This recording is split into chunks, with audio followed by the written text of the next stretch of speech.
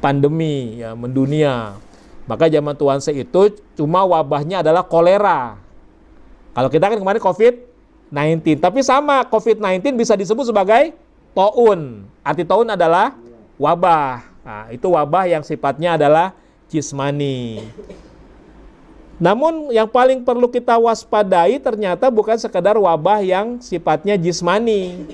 Kalau yang sifatnya jismani ya, dengan kita berobat ke dokter, lalu kemudian kalau misalnya kita sembuh, berobat ke dokter, kita sehat walafiat ya, alhamdulillah.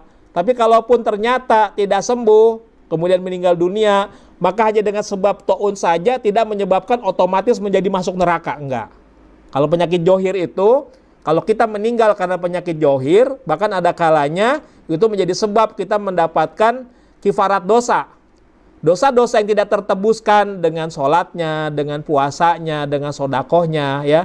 Ada kalanya ketika dia lama menanggung sakitnya dan dia sabar menerima ketentuan Allah tersebut, dia terima penyakitnya dengan sabar, bahkan tidak hanya sekedar sabar, bahkan sampai ke level dia ridho ya, dia menerima sepenuhnya.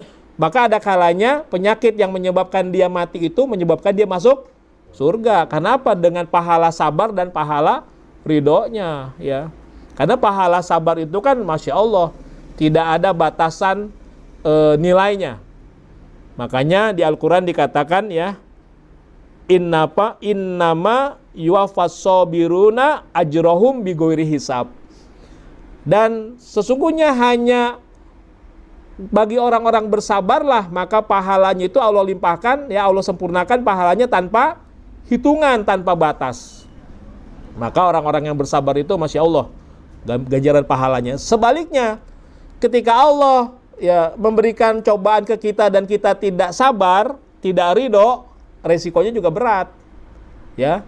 Dalam sebuah hadis qudsi Allah menyatakan, innani anallahu la ilaha illa ana man lam yasbir ala balai walam yaskur lina'mai walam yardo bi qodai fal yahruj min tahti samai wal yatlub robban siwaya. Oh, ini berat bener nih pernyataan Allah, ini hadis qudsi ya.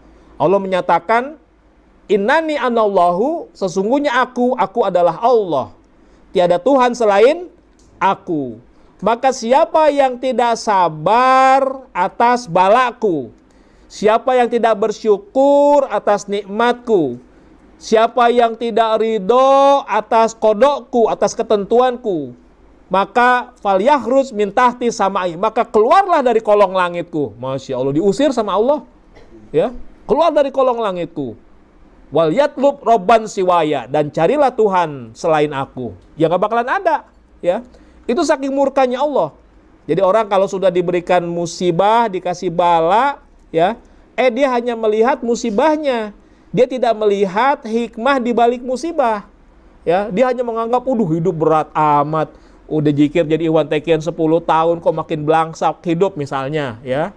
Padahal dengan sebab itu Allah sedang mengangkat derajatnya setingginya, Allah sedang memberikan dia pahala yang tanpa batas. Tapi dia nggak ngelihat hikmahnya. Yang dia lihat cobaan-cobaan yang datang beruntun. Lalu dia merasa nggak sabar ya. Bahkan dia komplain, ya Allah, kok udah zikir TKN begini kok masih ada musibah.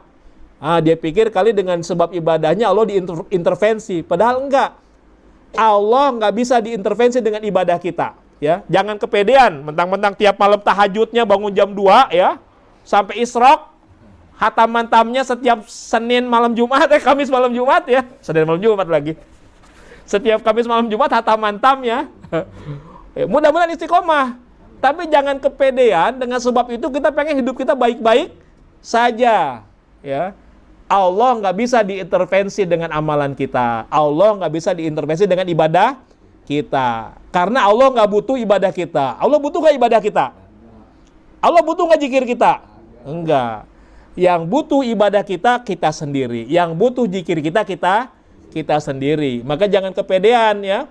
Kalau udah merasa tadi dikasih itu kan Allah juga yang kasih karunia. Kita bisa ya bangun qiyamul lail, dikasih karunia bisa khataman tam, bahkan hebat lagi 3 jam kelar. Salut, keren. Emang hebat ketua. Pantesan jadi ketua bidang amaliyah Jawa Barat, cocok. Orang pusat aja 5 jam, saya salut 3 jam kelar.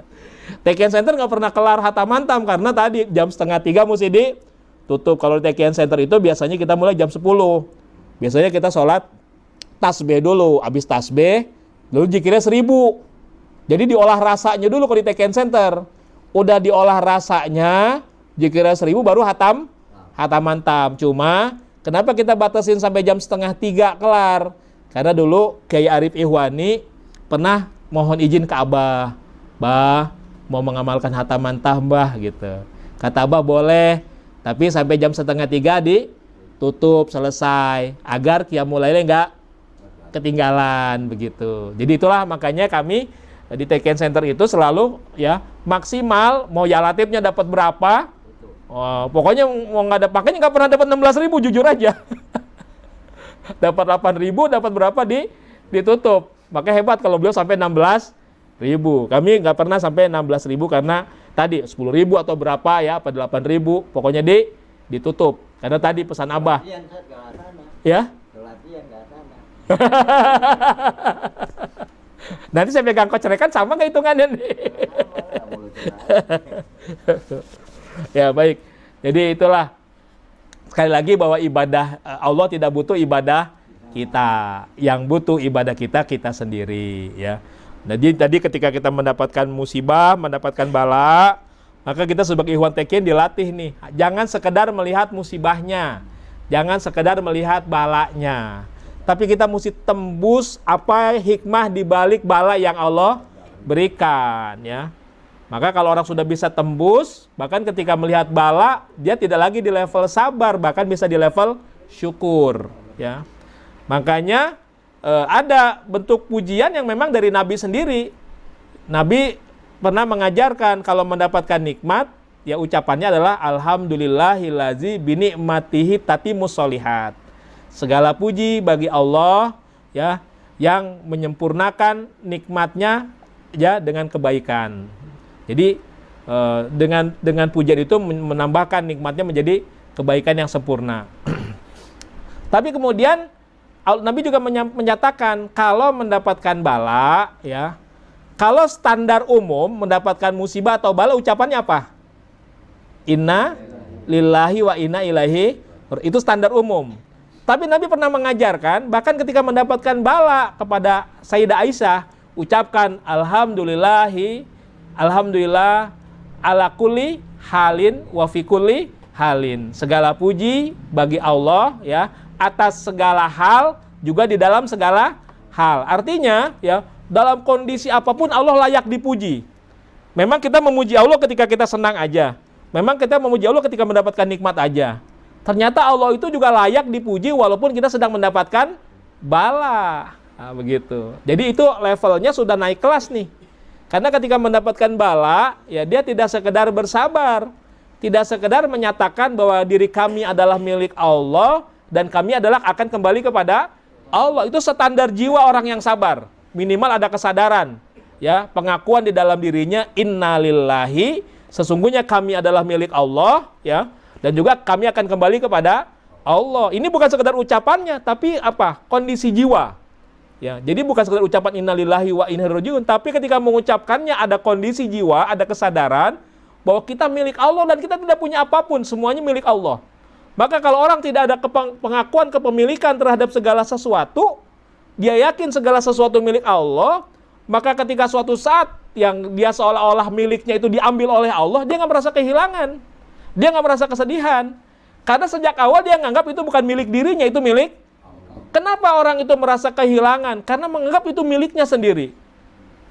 Contoh, punya motor, motornya kemalingan, kehilangan, karena menganggap motor miliknya, ketika hilang, dia sedih nggak? Kehilangan nggak? Kehilangan.